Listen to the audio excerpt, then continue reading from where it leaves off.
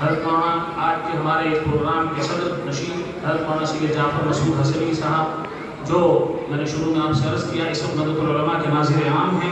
اور حضرت مولانا سید واضح رشید حسنی رحمۃ اللہ علیہ کے فرزند ہیں، حضرت مولانا سید رابع حسنی رحمۃ اللہ علیہ جن کی یاد میں ہم اس وقت جمع ہیں، ان کے آپ داماد بھی ہیں، بھتیجے بھی ہیں، نسبتوں کے حامل ہیں۔ ہماری خوش نصیبی ہے کہ مولانا ہمارے درمیان تشریف فرما ہیں۔ مولانا کے خطاب ہم سنیں گے۔ اللہ تبارک و تعالیٰ ہمیں مولانا سے استفادے کی اور آپ جو باتیں فرمائیں گے اس پہ ہمیں عمل کی توفیق دیں، اور آپ کی آمد کو غازی پور کے حق میں اس سلسلہ زہر کو آگے بڑھانے والا بنائیں جو سلسلہ صدیوں سے چلا رہا ہے، جو امیر المومنین حضرت سید احمد شہید رحمۃ اللہ علیہ سے شروع ہوتا ہے، مفکر اسلام سے ہوتا ہوا مرشد الامت تک، اور پھر اب ان حضرات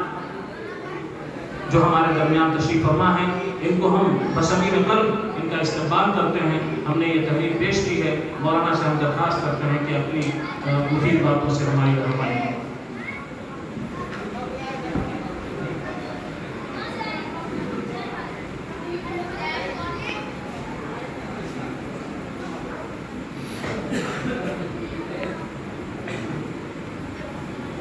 السلام علیکم ورحمۃ اللہ وبرکاتہ۔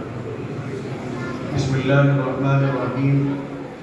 الحمد للہ رب العالمین، والصلاة والسلام علی سید المرسلین محمد وآلہ وصحبہ اجمعین، ومن تبعهم بإحسان ودعا بدعوتهم إلى يوم الدین۔ اما بعد، باللہ من الشیطان الرجیم، بسم اللہ الرحمن الرحیم۔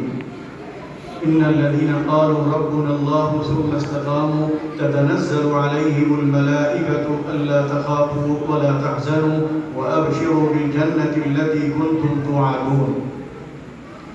وقال النبي صلى الله عليه وسلم خيركم من طال عمره وحسن عمله، أو كما قال عليه الصلاة والسلام۔ اسٹیج پر تشریف فرما لائق احترام شخصیات اور اس سیمینار میں جو رابطہ ادب اسلامی غازی پور اور مدرسہ دینیہ غازی پور کے اشتراک سے منعقد ہو رہا ہے، حضرت مولانا سید محمد رابع حسنی رحمۃ اللہ علیہ کی حیات اور ان کی خدمات کے اعتراف میں، اس میں شریک ہونے والے ہمارے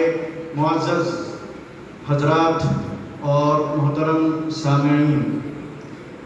یہ میرے لیے بڑی مسرت اور سعادت کی بات ہے کہ مولانا سعود الحسن ندوی صاحب کی دعوت پر اس سیمینار میں شرکت کا موقع مل رہا ہے۔ میں تہہ دل سے ان کا شکر گزار ہوں۔ یہ میری حیثیت نہیں تھی کہ حضرت مولانا عزیز الحسن صاحب صدیقی دامت برکاتہم کی قلم سے کچھ سطریں میرے لیے نکلیں، لیکن یہ ان کی محبت، ان کی عنایت، ان کا کرم، اور حضرت مولانا سید محمد رابع حسنی رحمۃ اللہ علیہ سے جو والہانہ تعلق ان کو تھا، اور خود حضرت مولانا سید محمد رابع حسنی رحمۃ اللہ علیہ کو ان سے جو محبت تھی اور ان کے دل میں جو ان کی قدر تھی، شاید اس محبت نے ان سے یہ سطریں میرے لیے گویا ایک سند کی حیثیت رکھتی ہیں، لکھوائیں۔ میں نے آپ کے سامنے قرآن کریم کی ایک آیت اور ایک حدیث رکھی ہے۔ یہ عجیب بات ہے کہ مولانا رابع حسنی رحمۃ اللہ علیہ کے انتقال کے بعد جب بھی اس آیت کی تلاوت کا موقع آیا تو نہ جانے کیوں یہ خیال دل میں پیدا ہوتا تھا ہر موقع پر تلاوت کے کہ اس آیت میں تذکرہ ہے خود مولانا سید محمد رابع حسنی رحمۃ اللہ علیہ کا۔ اسی طرح یہ حدیث جو میں نے آپ کے سامنے پیش کی، اس میں بھی لگتا ہے کہ ان کا ذکر ہے۔ آیت میں ہے ان الذین قالوا ربنا اللہ، گویا پوری زندگی مولانا سید محمد رابع حسنی رحمۃ اللہ علیہ کی، یعنی آغاز سے لے کر انتہا تک، وہ پوری زندگی گویا اس میں اس کا بیان آ گیا ہے۔ فرمایا اللہ تعالیٰ نے ان الذین قالوا ربنا اللہ، کہ وہ لوگ جنہوں نے کہا کہ ربنا اللہ، ہمارا رب اللہ ہے، اور پھر اس اقرار کے تقاضوں کو انہوں نے پورا کیا اور اس اعلان اور اس ایمان پر پوری طرح انہوں نے عمل کیا اور بڑی ثابت قدمی سے کیا، بڑی استقامت کے ساتھ کیا، ایسے افراد پر، ایسے اہل ایمان پر فرشتوں کا نزول ہوتا ہے، اور فرشتے ان سے کہتے ہیں، دل میں کہتے ہیں، ان کے دماغ میں اور دل میں یہ باتیں اتارتے ہیں، کیا؟ تتنزل علیہم الملائکہ الا تخافوا، کہ تم ڈرو نہیں، ولا تحزنوا، اور غم نہ کرو۔ تو ہم جب مولانا رابع حسنی رحمۃ اللہ علیہ کی زندگی کو دیکھتے ہیں تو ان کی زندگی کا آغاز ربنا اللہ سے ہوتا ہے کہ ہمارا پروردگار اللہ ہے، اور پھر وہ اس پر جمتے ہیں اور ہر طرح کی قربانی دیتے ہیں، ہر اس چیز کا انکار کرتے ہیں جو اس عقیدے کی راہ میں حائل ہو یا رکاوٹ بنے، اور اس کے بعد حالات جو پیش آتے ہیں، جو دشواریاں پیش آتی ہیں، جو پریشانیاں پیش آتی ہیں، جو صدمات انہوں نے جھیلے اپنی زندگی میں، اور جس رنج اور علم کے مراحل سے وہ گزرے، کہیں پر بھی انہوں نے بے صبری کا مظاہرہ نہیں کیا، وہ صبر کا ایک پہاڑ ثابت ہوئے۔ وَلَا تَحْزَنُوا، انہوں نے اس پر یقیناً دل سے غم کیا، راتوں میں تنہائی میں ان کی آنکھوں سے آنسو بھی جاری ہوئے ہوں گے، لیکن کبھی بھی انہوں نے اس صدمے کا اظہار اس طرح نہیں کیا کہ دیکھنے والا محسوس کرے کہ مولانا بہت غمگین ہے، مولانا پر بہت اثر پڑا ہے۔ کیوں؟ اس لیے کہ ان کے دل میں یہ بات ڈال دی گئی تھی کہ ان چیزوں پر غم نہیں کرنا، یہی چیز تمہارے لیے ذخیرہ آخرت بنے گی، یہی چیز تمہیں جنت تک پہنچائے گی، یہی تمہارے لیے ایک بڑی بشارت ہے، اس صبر میں بشارت ہے، خوشخبری ہے جنت کے لیے۔ اسی طرح لا تخافوا، مت ڈرنا، حالات چاہے جتنے ناسازگار ہوں، جتنے نامساعد ہوں، جتنے خطرات سے تم دوچار ہو، جتنی مصیبتیں تمہارے سامنے پہاڑ کی طرح کھڑی ہوں، لیکن تمہیں ڈرنے کی ضرورت نہیں ہے، کیونکہ تمہارے ساتھ خدا ہے۔ تو انہوں نے ایسی زندگی گزاری جس میں واقعی وہ نہیں ڈرے، باطل طاقتوں سے نہیں ڈرے، اپنے مخالفین سے نہیں ڈرے، اپنے معاندین سے نہیں ڈرے، اور جو صدمات اللہ تعالیٰ نے ان کو دیے، ان کے صبر کا امتحان لینے کے لیے، ان کے درجات کو بڑھانے کے لیے، اور آخرت میں ان کے ذخیرے میں اضافہ کرنے کے لیے، اس پر انہوں نے اس طرح غم نہیں کیا جس طرح دنیا میں غم کیا جاتا ہے۔ تو رب اللہ سے ان کی زندگی کا آغاز ہوا، اور وَأَبْشِرُوا بِالْجَنَّةِ پر جا کر ان کی زندگی کا اختتام ہوا۔ حدیث جو میں نے آپ کے سامنے رکھی، اس میں نبی علیہ السلام نے فرمایا، من طال عمرہ، جس کی عمر لمبی، خیرکم یا خیر الناس، کہ لوگوں میں سب سے بہتر وہ ہے یا تم میں سب سے بہتر وہ ہے کہ جس کو اللہ تعالیٰ عمر بھی لمبی دے اور اس کے کام بھی اچھے ہوں۔ تو مولانا رابع حسنی رحمۃ اللہ علیہ کی زندگی جنہوں نے دیکھی ہے اور جو ان سے ملے ہیں، یا ان کی صحبت میں ان کو رہنے کا موقع ملا ہے، یا ان سے ان کے معاملات پڑے ہیں، یا ان کی زندگی کے بہت سے پہلو ان کے سامنے آئے ہیں، تو وہ اس بات کی گواہی دیں گے کہ واقعی اللہ تعالیٰ نے ان کو عمر دی، 90 سال سے زیادہ ان کی عمر ہوئی، اور پوری زندگی ان کی عبادت میں گزری، اچھے کام کرنے میں گزری۔ کوئی نہیں کہہ سکتا کہ انہوں نے یہ کام غلط کیا تھا، حتیٰ کہ زبان جو سب سے خطرناک ہے، سب سے تیز چلتی ہے، اور جس کے بارے میں نبی علیہ السلام نے فرمایا کہ میں جنت کی ضمانت لیتا ہوں، تم دو چیزوں کی حفاظت کر لو، ایک اپنی زبان کی، دوسری اپنی شرمگاہ کی۔ تو کوئی شخص، میں نہیں سمجھتا کہ ایسا ہوگا جو یہ کہہ سکے کہ مولانا رابع حسنی رحمۃ اللہ علیہ کی زبان سے میں نے یہ لفظ غلط سنا تھا، میں نے یہ بات سخت سنی تھی، اس سے کسی کا دل دکھا، یا اس سے کسی کو پریشانی ہوئی، یا اس سے کسی کو تکلیف ہوئی۔ انہوں نے اپنے ہاتھ پاؤں تو چھوڑیے، مسلم کے بارے میں آتا ہے، المسلم من سلم المسلمون من لسانہ و یدہ، مسلمان وہ ہے کہ کہ جس کے ہاتھ سے اور جس کی زبان سے کسی کو تکلیف نہ پہنچے، تو مولانا رابع حسنی رحمۃ اللہ علیہ کے بارے میں یقینی طور پر یہ بات کہی جا سکتی ہے کہ باقی وہ مسلمان تھے، نہ انہوں نے ہاتھ سے کسی کو تکلیف پہنچائی اور نہ اپنی زبان سے کسی کو تکلیف پہنچائی۔ اب میں یہاں پر کسی بھی شخصیت کا مقام اور مرتبہ طے کرنے کے لیے بہت سی باتیں کہی جا سکتی ہیں، اس کی زندگی کے بہت سے پہلو سامنے لائے جا سکتے ہیں، بہت سے میدان ہوتے ہیں جس میں اس شخص نے کام کیے ہوتے ہیں۔ مولانا رابع حسنی رحمۃ اللہ علیہ کو بھی اللہ تعالیٰ نے اس لمبی عمر میں بڑے میدان دیے، مختلف میدان دیے اپنی خدمات انجام دینے کے لیے اور اپنی صلاحیتوں کا ثبوت دینے کے لیے۔ وہ بحیثیت مدرس بھی رہے، بحیثیت داعی بھی رہے، بحیثیت مبلغ بھی رہے، بحیثیت واعظ بھی رہے، بحیثیت ایک قائد اور ایک رہنما کے بھی رہے، بحیثیت مربی بھی رہے۔ نہ جانے کتنے میدانوں میں انہوں نے اپنی خدمات انجام دی اور دنیا نے ان کو مانا اور تسلیم کیا، لیکن ان کی زندگی کا سب سے تابناک جو پہلو ہے، سب سے روشن پہلو ہے، وہ ہے حسن اخلاق۔ افسوس کی بات یہ ہے کہ ہم سب سے کم ہماری توجہ انہی اخلاق کی طرف ہے۔ نبی علیہ السلام کے اوصاف، آپ کی کمالات اور آپ کی صفات، آپ کی خصوصیات اگر آپ بیان کرنے پر آئیں سیرت پاک کی روشنی میں تو صبح سے لے کر شام تک آپ بیان کر سکتے ہیں، ختم ہونے کو نہیں آئیں گے۔ لیکن قرآن کریم نے سارے اوصاف چھوڑ کر، ساری صفات چھوڑ کر، ساری خصوصیات چھوڑ کر، سارے کمالات چھوڑ کر آپ کا جو بنیادی وصف قرار کیا، جس کا اعلان کیا، جس کا ذکر کیا، وہ یہ کہ اِنَّكَ لَعَلَىٰ خُلُقٍ عَظِيمٍ، کیا اخلاق عظیم پر فائز تھے۔ تو اخلاق کی اہمیت کا اندازہ اس بات سے لگایا جا سکتا ہے کہ نبی علیہ السلام کا تذکرہ قرآن کریم میں جو ہو رہا ہے اور آپ کا جو سب سے بڑا وصف اس میں بیان کیا جا رہا ہے وہ حسن اخلاق ہے۔ حدیث شریف میں آتا ہے ان المؤمن لَيُدْرِكُ بِحُسْنِ عَمَلِهِ دَرَجَةَ الصَّائِمِ الْقَائِمِ۔ ہماری توجہ عبادتوں کی طرف بہت ہوتی ہے، نمازوں کی طرف ہوتی ہے، زکوٰۃ، صدقات، خیرات، عمرہ،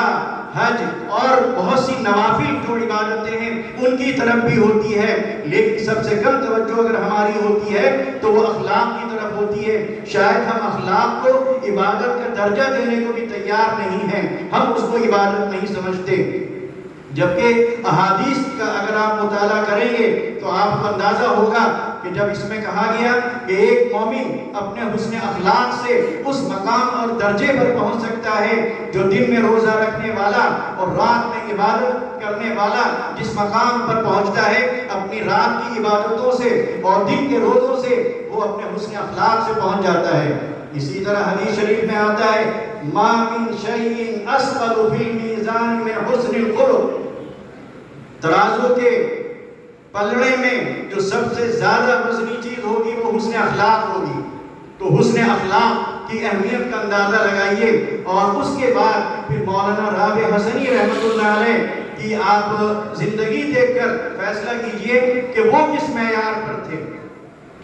حدیث شریف میں آتا ہے، وہ قرآن کریم میں آتا ہے نبی علیہ السلام کے بارے میں فَبِمَا رَحْمَةٍ مِّنَ اللَّهِ لِنتَ لَهُمْ وَلَوْ كُنْتَ فَظًّا غَلِيظَ الْقَلْبِ لَانفَضُّوا مِنْ حَوْلِكَ۔ مولانا رابع حسنی رحمۃ اللہ علیہ کی زندگی دیکھیے، ان کی نرمی دیکھیے، ان کا حلم دیکھیے، ان کی بردباری دیکھیے، ان کا صبر دیکھیے، ان کی پرہیزگاری دیکھیے اور ان کی دوسروں کے ساتھ معاملات کرنے کا ان کا انداز دیکھیے، ان کی فکر دیکھیے، مہمان کی خاطرداری دیکھیے۔ ابھی جیسے کہ مولانا ضیاء الحسن صاحب نے بھی بتایا کہ آدمی آتا تھا اور مولانا رابع حسنی صاحب اس سے اس طرح ملتے تھے کہ جیسے برسوں سے اس کو جانتے ہو اور شاید روزانہ اس سے ملاقات ہوتی ہو، اس طرح وہ مسکرا کر ملتے تھے اور جانے کے بعد غصہ اوقات کو پوچھتے تھے یہ کون سا حق تھے، لیکن مسکرا کر ملنا۔ نبی علیہ السلام کے بارے میں ایک صحابی فرماتے ہیں کہ میں نے کبھی نہیں دیکھا کہ آپ نے کسی سے ملاقات کی ہو آپ نہ مسکرائے ہو۔ آپ نے فرمایا تبسمک فی وجہ اخیک صدقہ، یعنی مسکرا کر بھائی سے ملنا یہ بھی کیا ہے، ایک صدقہ ہے۔ تو اس صدقے کو ہم نہیں سمجھتے، اس صدقے کے نتیجے میں جو اثر پڑتا ہے ملنے والے پر اس اثر کو ہم نہیں جانتے، ہم اپنا اثر ڈالنے کی کوشش کرتے ہیں دوسرے راستوں سے، دوسرے طریقوں سے وہ سارا اثر ظاہر ہو جاتا ہے. اثر وہی باقی رہتا ہے جو حسن اخلاق کی بدولت دلوں پر پڑتا ہے. آج اتنا بڑا مجمع یہاں جمع ہے, نمبر پہ نمبر نکل رہے ہیں. آپ جس سے پوچھئے اس بات پر سب متفق ہیں کہ ان سے اچھے اخلاق والا میں نے نہیں دیکھا. قدر علم کی نہیں ہوتی, قدر تحقیقات کی بھی نہیں ہوتی, تصنیفات کی بھی نہیں ہوتی, تقریروں کی بھی نہیں ہوتی. ایک سے بڑھ کر ایک مقرر, ایک سے بڑھ کر ایک مصنف, ایک سے بڑھ کر ایک محدث دنیا میں موجود ہے, لیکن کتنے دن اس کی تقریریں چلتی ہیں اور کتنے دن اس کی تحریریں پڑھی جاتی ہیں. بہت جلد لوگ بھول جاتے ہیں. وہ موازنہ کرتے ہیں اس کی زندگی کا, وہ موازنہ کرتے ہیں اس کے اخلاق کا, وہ موازنہ کرتے ہیں اس کے معاملات کا, وہ موازنہ کرتے ہیں اس کی تحریروں سے اس کے کردار کا. تحریروں میں اثر اسی وقت آتا ہے جب اس کی زندگی اس تحریر کے مطابق ہوگی. نبی علیہ السلام نے جو کچھ فرمایا آپ نے اس پر عمل کر کے دکھایا. آج ضرورت ہے عمل کرنے کی, اور سب سے جو مؤثر چیز دنیا میں نظر آتی ہے, جو غیروں پر بھی اثر ڈالتی ہے, دشمنوں پر اثر ڈالتی ہے, وہ ہے حسن اخلاق. نبی علیہ السلام نے کہا اماطۃ الاذی عن الطریق صدقہ, راستے سے تکلیف دہ چیز کو ہٹا دینا یہ بھی کیا ہے, صدقہ ہے. کیا ہم ایسا کرتے ہیں؟ لیکن مولانا رابع حسنی رحمۃ اللہ علیہ کے ساتھ ایسا ہوا کہ آپ جا رہے ہیں, ٹرین سامنے کھڑی ہوئی ہے, ٹرین پر آپ کو چڑھنا ہے, کیلے کا چھلکا وہاں پر پڑا ہوا ہے, آپ نے اپنی چھڑی سے اس کیلے کے چھلکے کو باہر سیڑھی اس کے پٹری پر ڈال دیا کہ ٹرین پر چڑھتے وقت کہیں ایسا نہ ہو کہ اس کا پاؤں پھسل جائے. کتنی چھوٹی سی چیز ہے, کتنے لوگوں نے اس کو دیکھا ہوگا, توجہ بھی نہیں کی ہوگی, لیکن حقیقت میں یہ بہت بڑی عبادت تھی جو انہوں نے اس وقت انجام دی. تو مولانا سید محمد رابع حسنی رحمۃ اللہ علیہ کی زبان اتنی میٹھی ہوتی تھی اور اتنی محبت میں گویا وہ دھلی بھی ہوتی تھی کہ جو بھی ان سے بات کرتا تھا وہ متاثر ہوئے بغیر نہیں رہتا تھا. اور سب سے مشکل معاملہ اس وقت ہوتا ہے جیسے کہ نبی علیہ السلام کے بارے میں آتا ہے کان متواصل الاحزان دائم الفکرہ لیست له راحہ طویل الصبر, کہ آپ جو ہیں زیادہ تر غمگین رہتے تھے, زیادہ تر فکر مند رہتے تھے, آپ کو سکون اور راحت بہت کم ملتی تھی, آپ خاموش رہتے تھے. ایسا شخص جو غمگین رہتا ہو, جو قوم کی فکر میں ڈوبا رہتا ہو, جس کے خاندانی حوادث اتنی کثرت سے پیش آئے ہوں کہ اس کے لیے ہنسنا مشکل ہو گیا ہو, وہ شخص جب کسی اجنبی کے آنے پر مسکرا کر ملے تو سوچیے کہ بہت بڑا کام وہ کر رہا ہے. آسان کام نہیں ہے 90-95 سال کی عمر میں اپنے حوادث کے ساتھ, امراض کے ساتھ, خاندانی حادثوں کے ساتھ اور ندوے کے مسائل کے ساتھ, پھر قوم کے حالات کو دیکھتے ہوئے, ملکوں کے حالات کو دیکھتے ہوئے, اسلام پر منڈلاتے ہوئے اس خطرے کو دیکھتے ہوئے مسکرا کر ملنا یہ کسی جہاد سے کم نہیں ہے. آپ خود سوچئے کہ جب آپ کا دل دکھا ہوا ہوتا ہے, آپ کسی تکلیف میں مبتلا ہوتے ہیں, آپ ملنا بھی پسند نہیں کرتے, آپ اس کو ٹال دیا کرتے ہیں یا جلدی اس کو رخصت کر دیا کرتے ہیں. لیکن مولانا رابع حسنی رحمۃ اللہ علیہ کا معاملہ وہی تھا, کیونکہ انہوں نے سیرت پر کتابیں لکھی اور سیرت کو اپنانے کی انہوں نے کوشش کی. جیسا کہ نبی علیہ السلام کے بارے میں آتا ہے کہ کبھی آپ کسی کی بات نہیں کاٹتے تھے. میں نے کبھی نہیں دیکھا کہ مولانا رابع حسنی رحمۃ اللہ علیہ نے کسی کی بات کبھی کاٹی ہو. اسی طرح نبی علیہ السلام کے بارے میں آتا ہے کہ بعض مسائل پوچھنے کے لیے صحابہ کرام بدو کو یعنی دیہات کے لوگوں کو جو اجڑ ہوتے تھے, گنوار ہوتے تھے, بد تہذیب ہوتے تھے, تہذیب سے واقف نہیں تھے, وہ آ کر ہر طرح کے سوال کر لیا کرتے تھے. صحابہ کرام ان کو لا کر وہ سوالات ان سے کروایا کرتے تھے یا ان سے پوچھا کرتے تھے جن کی پوچھنے کی ہمت ان کو نہیں ہوتی تھی. میں نے کئی بار ایسا دیکھا کہ شہر کے لوگ جو بالکل نوجوان ہیں, بال بھی بالکل ان کے عجیب لمبے لمبے ہیں, کپڑے بھی ڈھنگ کے نہیں ہیں, کہیں سے مہذب نہیں لگ رہے ہیں, وہ آئے اور کہتے ہیں کہ بات کرنا ہے. وہ بات کرتے تھے, آدھے گھنٹے بات کرتے تھے, تنہائی میں بات کرتے تھے. تو میں نے کہا ایک موقع پر مولانا رابع صاحب رحمۃ اللہ علیہ سے یہ آتے ہیں, اتنا وقت آپ کا ضائع کرتے ہیں, آپ مطلب کمزوری ہے, آپ کو ضرورت ہے اس وقت کھانے کی یا پینے کی, اور آپ سارا وقت ان کو دینے لگتے ہیں. تو انہوں نے کہا کہ میں کچھ نہیں کر سکتا, اگر ایک آدمی آ کر اپنا درد بیان کر رہا ہے, اپنا دکھ بیان کر رہا ہے, تو اگر میری وجہ سے یا مجھے اپنے حالات سنا کر اسے تھوڑا اطمینان ہو جاتا ہے تو اس میں میرا کیا گرا. عبداللہ ابن مبارک رحمۃ اللہ علیہ سے جو بڑے جلیل القدر فقیہ بھی ہیں، محدث بھی ہیں، مجتہد بھی ہیں، ان سے پوچھا گیا حسن اخلاق کسے کہتے ہیں؟ تو انہوں نے فرمایا بسط الوجہ یعنی مسکرا کر ملنا، وبذل المعروف کسی کے ساتھ بھلائی کرنا، وکف الاذی اور دوسروں کو تکلیف سے بچانا۔ یہ تینوں چیزیں جو ہیں یعنی مسکرا کر ملنا، بھلائی کرنا اور اس کے ساتھ ساتھ کسی کو تکلیف نہ پہنچانا، یہ حسن اخلاق کا گویا مجموعہ ہے۔ یہ پورا مجموعہ مولانا رابع حسنی رحمۃ اللہ علیہ کی زندگی میں ملتا ہے۔ تو بس وقت کافی ہو چکا ہے اور میں آپ حضرات سے کچھ کہنے کے بھی اس لائق نہیں ہوں کہ آپ سے کے سامنے وہ باتیں کہوں، کیونکہ ہمارے بڑوں نے بہت اچھی اور بڑی مفید باتیں آپ کے سامنے رکھی، لیکن بہرحال کچھ نہ کچھ تو عرض کرنا ہی تھا۔ تو جو میں نے چیز ان میں دیکھی، اور صرف میں نے ہی نہیں دیکھی، ہر ملنے والے نے دیکھی، ہر ملنے والے پر اسی کا اثر پڑا، اور آج وہی محبت ہے، اسی اخلاق کی بدولت لوگوں کے دلوں میں وہ محبت ہے جو آپ کو یہاں پر کھینچ کر لائی ہے، اور وہی محبت تھی کہ اتنی بڑی تعداد میں ان کے جنازے میں لوگوں نے شرکت کی کہ جس کی مثال نہیں ملتی ہے۔ بس میں اپنی بات اسی پر ختم کرتا ہوں۔ وآخر دعوانا ان الحمد للہ رب العالمین۔